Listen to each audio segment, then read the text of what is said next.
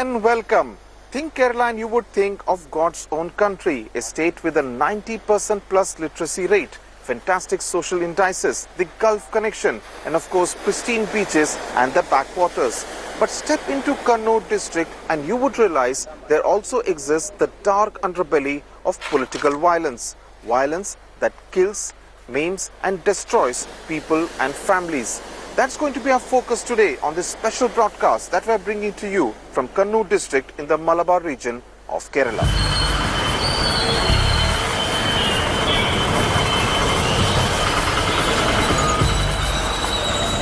It's pitch dark when I meet Samesh at his home, 10 kilometers from Kannur town, much like his life. On January 3, a country-made bomb was thrown at this CPM activist while he was travelling on a bike. The 10th class dropout lost his left leg and his right thigh still bears the injury marks. 4 RSS activists arrested for the crime are now out on bail. But the smile never leaves this 27-year-old's face and his allegiance to the CPM stays intact. പാർട്ടിയിൽ ഉറച്ചു നിൽക്കുവാൻ മരണം വരെ party തന്നെ ഉറച്ചു നിൽക്കാനാണ് തീരുമാനം. ഇതുകൊണ്ടൊന്നും തകർക്കാൻ കഴിയില്ല. Despite you losing a leg. ജീവൻ തന്നെ പോയാലും പാർട്ടി തന്നെ ഉറച്ചു നിൽക്കും. അങ്ങനെ തയ്യാറായിട്ടുള്ള പ്രവർത്തകരാണ് CPM-ലുള്ളത്. അച്ഛനമ്മ എന്താ പറഞ്ഞു? അച്ഛനമ്മയൊന്നും പറഞ്ഞില്ല, അവരെല്ലാം കരയും തന്നെ. Did they ask you to stay away from the party? ഇല്ലില്ല. പറഞ്ഞിട്ടില്ല? ഇല്ലില്ല. In Payoli, neighboring Kozhikode district, Pushpa is distraught and very scared. Her husband Manoj, a BJP worker, was hacked to death, allegedly by CPM activists in February 2012. The political terrorist chose a late Sunday evening to send across a chilling message, killing the 40-year-old at his home in front of a terrified Pushpa and their 2 daughters. The bloodshed has not ended yet. Last month, Pushpa was attacked by the father of one of the accused with a sickle. She was admitted to the hospital with injuries. Kuriyadi Nanu എന്ന് പറഞ്ഞ ഒരാൾ അരുവാളുമായിട്ട് അയാളുടെ വീട്ടിൽ നിന്ന് വഴിയിൽ വെച്ച് എൻ്റെ നേരെ ഓടി വന്ന് ഈ അരുവാളെടുത്ത് പറഞ്ഞു, ഒരു വലിയൊരു അരുവാൾ പോലുള്ള ഒരു വാളെടുത്ത് എൻ്റെ നേരെ ഓങ്ങിയിട്ട് പറഞ്ഞു, എൻ്റെ ഭർത്താവിനെ കൊന്നതുപോലെ തന്നെ എൻ്റെ മക്കളെയും കൊല്ലുന്നു. അതും പറഞ്ഞ് എന്നെ മലത്തിയിട്ട്. Manoj's alleged killers are on the loose, out on bail. As we speak, one of them passes by Pushpa's home on a bike. This is why Pushpa says her elder daughter, 16-year-old Arya, has opted out of school. മക്കള് അച്ഛനെ ചെയ്തതിനോട്ട് നമ്മളെയും ചെയ്യും അമ്മയെന്നും പറഞ്ഞിട്ട് ഇവിടെ നിൽക്കാൻ പറ്റുന്നില്ല എന്ന് പറഞ്ഞ് ഇവിടെ വരുന്നില്ല, മക്കൾ പോലും നിൽക്കുന്നില്ല സാർ. സ്കൂളും പോകുന്നില്ല. അത് കഴിഞ്ഞാൽ പിന്നെ പേടിച്ചിട്ട് സ്കൂളും കൂടെയും പോകുന്നില്ല. 10th പാസ്സായതാണ്. ഇത് സ്കൂളിൽ പോകുന്നില്ല, എനിക്ക് പേടിയാന്ന്, ഞാൻ ഇനി പഠിക്കുന്നില്ല എന്നാ പറയുന്നത്. ഒരു വർഷമായി പഠിക്കാത്തത്. +1 സ്കൂള് കിട്ടീന്, കോട്ടക്കൽ സ്കൂള് കിട്ടീന്. എനിക്ക് മോള് പറഞ്ഞു ഞാൻ പോകുന്നില്ല എന്ന്. ഇങ്ങനെ എൻ്റെ മക്കളെ ഭാവിയില്ല.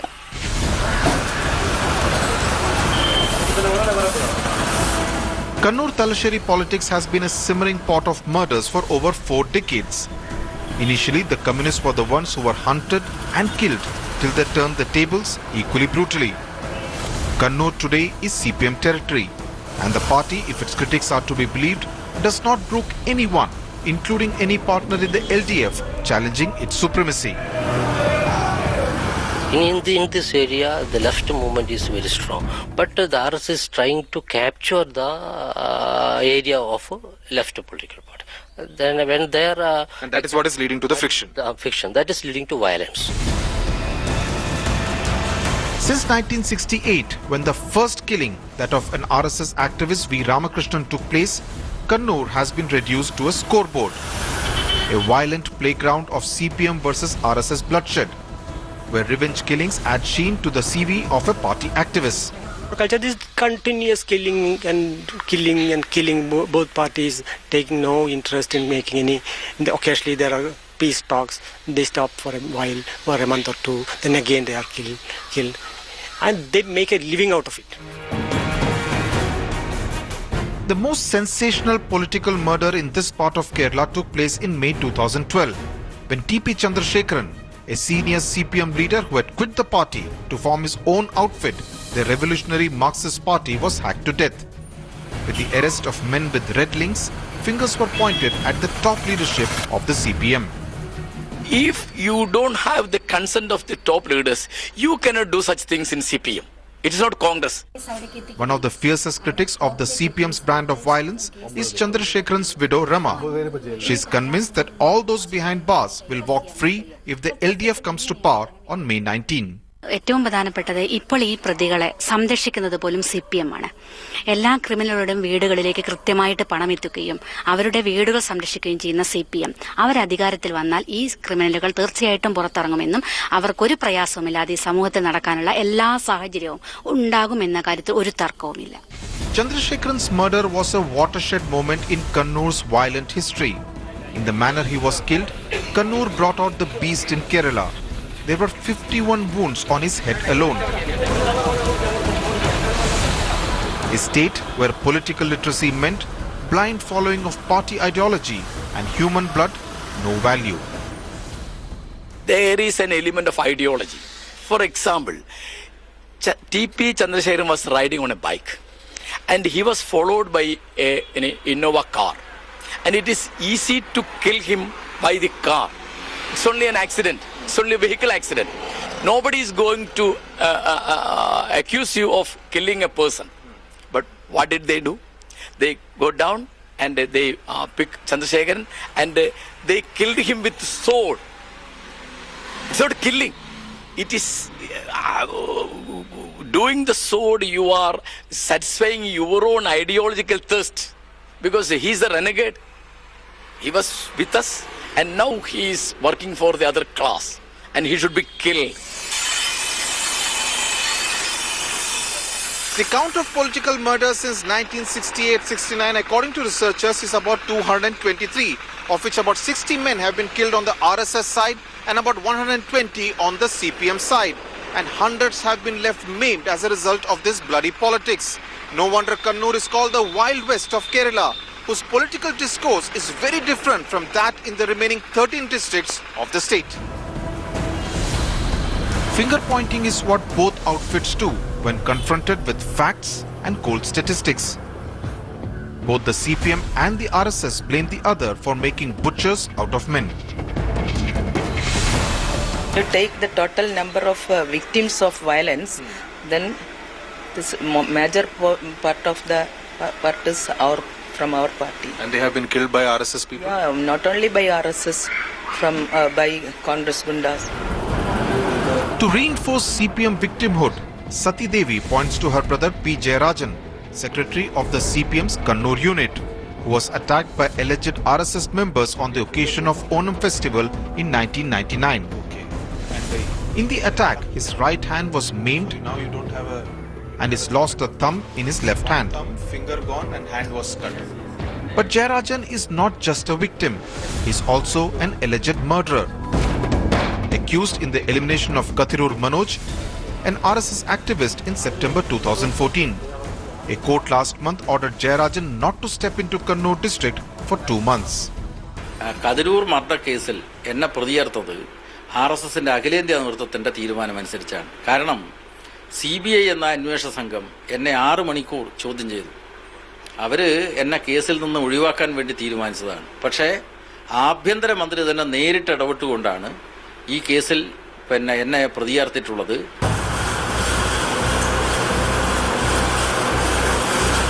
Your political rival is my martyr is part of the narrative in the CPM versus RSS war.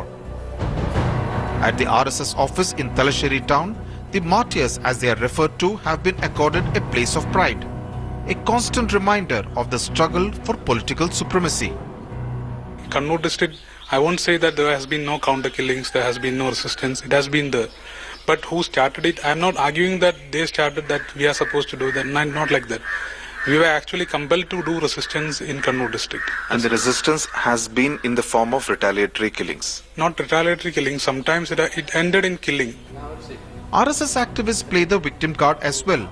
Suraj, who works at the RSS office in Talasheri, claims 16 false cases have been foisted on him in the last 15 years. He says he can only make occasional hush-hush visits to his home in the village late at night for fear of being killed. പൊതുവെ ഇവിടെ നടന്ന എല്ലാ വിഷയങ്ങളും അവർ പൊതുവെ police സംവിധാനങ്ങൾ മുഴുവൻ ഈ CPM-നെ അനുകൂലമായിട്ട് പോലീസ് സംവിധാനം ഭരിക്കുന്നത് കോൺഗ്രസ് ആണെങ്കിലും പോലീസ് സ്റ്റേഷൻ ഭരിക്കുന്നത് CPM ആണ്. The dispute between the CPM and the RSS also takes on a communal color, with the Reds accusing the saffron outfit of trying to target the minorities and the RSS replying in kind. CPM guys, they said you don't do Ganapati home in your house. You don't go to temples. Don't go to Sabarimala. Are they Hindus? They actually want to create a system that Hindus are de-Hinduized. Political analyst N.P. Rajendran says both sides are equally guilty of giving a political color to even the most trivial of disputes. A man on the street in Kannur district is defined by his political identity. Being human as a concept is subservient to the party badge, making it easy to wield the axe and the sword. Any killing done by the CPM can be compared to any such killing done by the other people also. They are equally cruel in these things. So RSS is equally guilty? No doubt about it. They have killed serious CPM young people going into their houses in the presence of their wife, children. Swords and knives kept sharpened to drain the lifeblood or to maim a political opponent as part of a conspiracy is what has reduced Kannur to a criminal den. Politics here is the first refuge of the criminal. It may seem out of place in a highly literate Kerala, but cadres here are trained on how to stab, where to stab, the perfect angle needed and the power required. In the Kannur school of politics, not an inch of political space is ceded easily. I meet this 36-year-old accused in a 2009 murder case of a political rival, a crime he says he did not commit. Unwilling to reveal his identity on camera, he explains that contrary to popular belief that party cadre are sword-wielding goons on the street, they are a scared lot. Life for them means being forever on the run, because retribution for what they did could well be round the corner. കൊലപാതകം നടക്കുന്ന സമയത്ത് ഞാൻ നാട്ടിൽ തന്നെ ഉണ്ടായിട്ടില്ല. ഇങ്ങനെ പ്രശ്നങ്ങൾ നിരന്തരം ഉള്ളത് കൊണ്ട് ഞാൻ വേറെ വെളിയിൽ പിന്നെ താമസിക്കലാണ്, വെളിയിലാണ് ജോലിക്കെല്ലാം പോവുക. അങ്ങനെ നിൽക്കുന്ന സമയത്താണ് കേസിൽ ഞാൻ ഉൾപ്പെട്ടിട്ടുണ്ടെന്ന് ഞാൻ അറിയുന്നത്.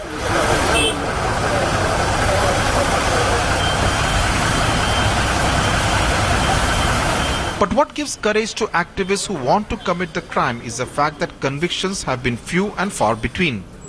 In most cases, the party that is accused of having carried out the attack ensures surrender of their activists, claiming they are the culprits. The police, keen to show results and ward off political and media pressure, fall for the red herring. The accused who often surrendered, understanding the pressures that the police suffered, were actually not true accused. And that leads to ending up of charge sheeting cases, which lead to acquittal. But now as the focus has shifted from arrest towards conviction, we spend time in identifying the actual accused, in shaping the case properly, in collecting the evidences properly. For the police, establishing the conspiracy is important because eliminating a political rival in Kannur is hardly ever a spur of the moment decision. It is plotted to the last detail. Though mostly party cadre themselves reach the tipping point where some of them turn into criminals, in many cases killers are hired to execute the perfect political murder. They are called quotation gangs because rather professionally you can get quotations from different gangs, and just like in a tender system, you can choose the cheapest and the best hired killer. But tackling political murders is only part of the problem in Kannur. There are demarcated areas where non-CPM followers can live or practice a different party ideology at their own peril. These are called party villages, and tales of kangaroo courts dispensing justice have added to the terrifying aura of feudal ganglords. Someone, for instance, having affiliation to the RSS BJP cannot stay in a village which is seen to be a CPM party village. It's very difficult for them to stay there. Pinarayi is a classic example of what's called a party village, where one party, the CPM in this case, holds complete control. And if you owe allegiance to any other organization like the RSS, the Congress or the Muslim League, you could even be socially boycotted. With Kerala's habit to change the party in power every 5 years, Kannur is bracing for what life could be if the LDF returns to the state secretariat. They may force the RSS people to join the CPM, or they will attack them, or fearing what attacks, some may even desert the RSS. This is if the LDF comes to power. Brand Kannur has been sullied. Naushan Kunj Abdullah, who works in Dubai, admits that while the rest of India is not aware of Kannur's unsavory reputation, those from other parts of Kerala look at you differently the moment they know your Kannur roots. When I tell the people that I am from Kannur, especially from the people of Kerala, they think it's like, wow, it's a killing place. Which is why it is ironic that for the rest of India, the tag of God's own country remains Kerala's sole calling card. The fact that in Kannur, members of national outfits like the CPM and the RSS BJP regularly degenerate into bloodthirsty criminals is still Kerala's best kept secret.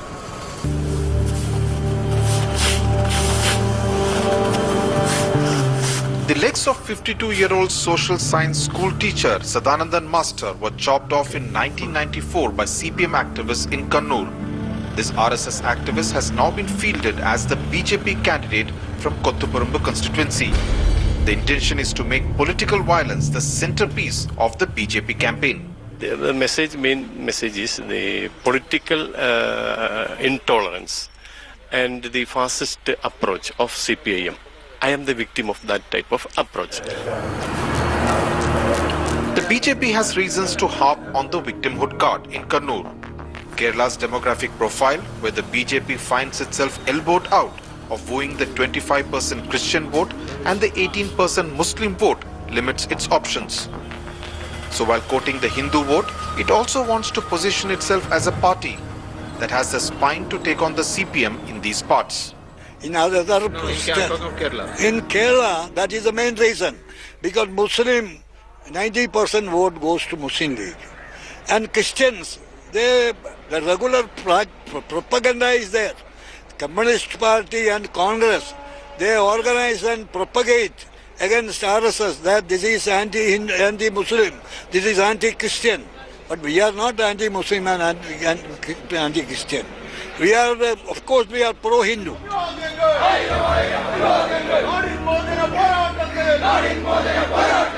The CPM is aware that the RSS BJP, despite its inherent weakness, can be a disruptive force.